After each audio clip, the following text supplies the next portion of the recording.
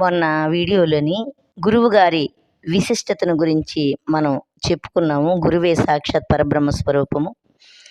ఏ యుగంలోనైనా గురువు తప్ప భగవంతుడు ఎక్కడ మనకి కనిపించలేదు. గురు స్వరూపంలోనే దర్శనమిచ్చారని మన వీడియోలో చెప్పుకున్నాం కదా. అయితే ఈ గురుగీతలోని పార్వతీదేవికి పరమేశ్వరుడు 62, 63 శ్లోకాలలో గురువు యొక్క విశిష్టతను గురించి వివరిస్తున్నారు. అది ఇప్పుడు మనం విచారణ చేసుకుందాం.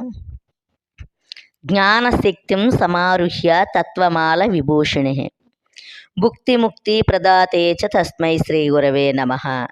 ఏమంటున్నారంటే జ్ఞానశక్తిం సమారుహ్య అంటే జ్ఞానమనే శక్తితోటి సమాంతరంగా ఉన్నటువంటి 84 లక్షల జీవరాశుల్లో ఉన్నటువంటి తత్వజ్ఞానం ఏదైతే ఉన్నదో అదే గురువని,